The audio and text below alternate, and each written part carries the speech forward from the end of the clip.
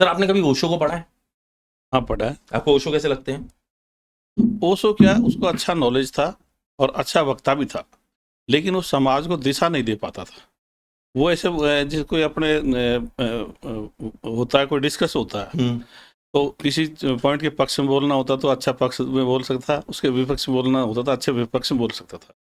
तो वो क्या है कि इससे समाज को दिशा नहीं मिलती। आप जैसे मान लो अपन ने जैसे लेके चल रहे हैं भाई, समाज का लक्ष्य है मानवतावादी विश्व समाज का निर्माण करना।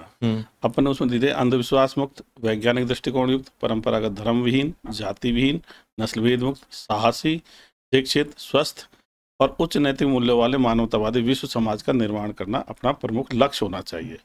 ऐसे ओशो ने कोई लक्ष्य नहीं दिया। एक दिन तो वो तारीफ कर देगा नास्तिकता की, वो कहेगा मेरा बस चले तो पूरे भारत को नास्तिक बना दो।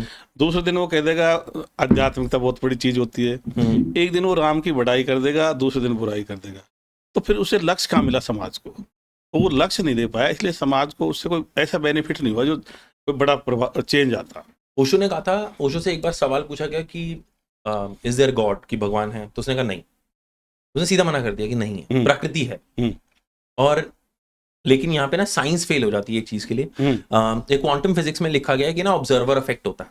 ऑब्जर्वर इफेक्ट क्या बताता है कि जो भी चीज बनी है ना, वो किसी ने ऑब्जर्व की है पहले, मतलब मैनिफेस्ट की है अपने दिमाग के अंदर। जैसे मैंने फोन, कभी किसी ने दिमाग में बनाया होगा। तो जो ये पूरा ब्रह्मांड है ना, वो किसी का, मतलब it is like more created from someone's head. तो सर मैं कोशिश कर रहा हूँ हिंदी में बोलने की आपकी तरह। कोई नहीं, आपकी हिंदी बहुत सही है, मुझे इतना ही अटेंशन मैंने कभी नहीं दिया भाई। जब मेरे को नुकसान क्या, मैं अंग्रेजी ठीक नहीं है, मैं गांव में पला कोई बात नहीं सर। तो मेरे को क्या अंग्रेजी में, मतलब एजुकेशन तो मेरी अंग्रेजी में, मैंने जैसे बीई करी इलेक्ट्रॉनिक्स में MNIT से, वो तो अंग्रेजी में करी। लेकिन मैंने क्या फिर बोलने में कभी ऐसा, मतलब एक तो शर्मिला भी था, तो वो बोलने में झिझक रही। तो अंग्रेजी में मेरे को ज़्यादा बोलने में उतनी सहूलियत नहीं होती, इसलिए मैं हिंदी में ठीक बोलता हूँ। लेकिन आपकी हिंदी बहुत, सर मैं बता रहा हूँ, मैं जहाँ पला बड़ा हूँ ना, वहाँ पे अंग्रेजी को ज़्यादा महत्वता दी गई है।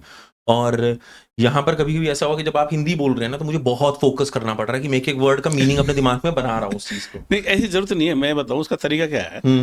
हम कोई अंग्रेजी में बोलते उसका हिंदी बता दो, ताकि जैसे कई लोग ऐसे भी अपने पॉडकास्ट को सुनते हैं जो बिल्कुल गांव में बैठा हुआ आदमी सुन रहा है, उसको अंग्रेजी के शब्द पता नहीं है।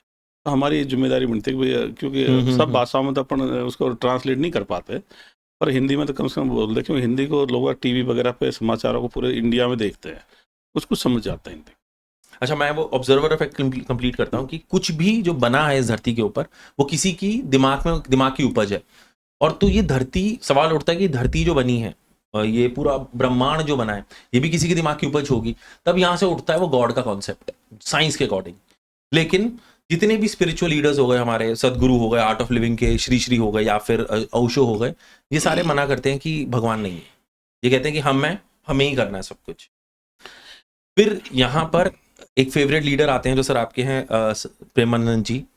आप उनसे एग्री करते हैं? जो वो ही इज ए रिलीजियस गुरु। देखो, एक तो आपने कहा क्योंकि कुछ मैन मेड चीज़ें होती हैं, मानव निर्मित होती है, जैसे अपना मोबाइल हुआ या सैटेलाइट हुआ या मोटरसाइकिल हुई, या और बहुत सारी चीज़ें हैं जो मैन मेड चीज़ें, मकान बना दिए, मैन मेड चीज़ होती है। मैन मेड चीज़ों को देख करके हम बहुत सारे लोग सोचते हैं ऐसी तरह से कोई इनको बनाने वाला भी होगा, पर यहाँ वो एक और चूक कर जाते हैं। अब जैसे मोटरसाइकिल किसी ने बनाई और मोबाइल बनाया, तो क्या दोनों का निर्माता एक हो सकता है? क्या अलग अलग होगा?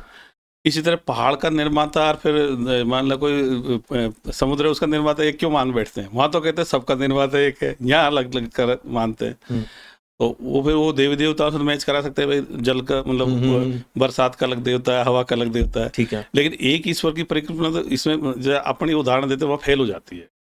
फिर एक चीज़ बताऊँ, प्रकृति को किसी ने बनाया नहीं है। जैसे मान लो कोई निर्मित चीज़ होती है, सजी उदाहरण से मान लो पक्षी घोंसले बनाते हैं, अपने समझ में आ जाती है, और कोई भी मानव निर्मित चीज़ें होती है वो अपने समझ में आ जाती है। लेकिन जो प्रकृति के द्वारा निर्मित चीज़ें हैं, वो मतलब प्रक्रिया के तहत बनी है, उनको कोई बनाया नहीं है। जैसे पहाड़ कैसे बना, प्लेट टेक्टोनिक से मान लीजिए दो प्लेट में टक्कर हुई, तो नीचे से मतलब जो कठोर परत है वो ऊपर आ गई, वो पहाड़ बन गया। तो इसी तरह से और भी चीज़ें हैं, जैसे भूकंप आता है वो अपने उसका कोई कारण होता है, ज्वालामुखी फटता है उसका कोई कारण होता है, बरसात होती है उसके कारण होते हैं। अब उन कारणों का अपन क्या विज्ञान के द्वारा पढ़ रहे हैं। पहले तो हर चीज़ के लिए ईश्वर अल्लाह गॉड कर रहा है, जो भी घटना घटी वो ईश्वर अल्लाह गॉड घटा रहा है, तो वो मैच ही नहीं करती। अब कई बार जैसे अपन देखते हैं भाई ये आदमी बहुत धार्मिक या मजहबी है और उसके कैंसर हो जाएगा, तो मैच ही नहीं कर रहा। अब एक तरफ तो कहते हैं भाई जो जितना ज़्यादा नाम लेता है या भगवान के नज़दीक होता है, उसकी पूजा पाठ प्रार्थना करता है, नमाज पढ़ता है, तो उसको ज़्यादा ध्यान देते हैं, लेकिन वहाँ कोई मैच ही नहीं कर रहा। तो इस सब चीज़ों को अगर मतलब इतिहास को उठा लो, वर्तमान को देख लो, तो चीज़ें विज्ञान से और उससे तो मिल जाएंगी, लेकिन ये ईश्वर गौड़ की कल्पना को इसको बिल्कुल ज़बरदस्ती से घुसेड़ने का प्रयास करते हैं। ये है नहीं वैसे। ये सर आपकी लाइफ में कब हुआ? बचपन से तो आप ऐसे नहीं थे ना? बचपन से जब आप बचपन से तो मैं बहुत धार्मिक था, मैं सब चीज़ों को सत्य मानता था भाई, भगवान होते हैं, वो भक्ति करने से मिल जाते हैं। ध्रुव को मिला था, प्रहलाद को भगवान मिला था, ऐसे रोज पढ़ते हैं। मैंने मतलब मैं बता रहा हूँ, दूसरी क्लास में तो रामायण पढ़ ली, जैसे दूसरे बच्चे बाद में पढ़ते हैं, तीसरी क्लास में मैंने महाभारत पढ़ ली। तो मैं तो इन चीज़ों को जल्दी जल्दी समझ गया। फिर जब कॉलेज लेवल पर आया तो मेरे दिमाग में आई कि यार ये जो राम कृष्ण मोहम्मद ईसा वगैरह बुद्ध वगैरह हैं, ये तो आदमी रहे और ये मर गए, और मरने पे कोई कुछ नहीं कर सकता। और ये ईश्वर, अल्लाह, गॉड या जन्नत जन्म स्वर्ग नरक या आत्मा परमात्मा या भूत प्रेत या देवी देवता या फरिश्ते या जिन, ये कल्पना मात्र है, ऐसा है कुछ नहीं। इसमें क्या चालाक टाइप के आदमी पहले किसी को भूत बन के किसी को ठोक पीट देते, या और कोई बदमाशी कर लेते, जिन बन के किसी महिला के साथ गलत काम कर लेते। क्योंकि ये जनता में प्रचलन था कि भाई जिन ऐसे काम कर जाता है तो जनता मानती थी।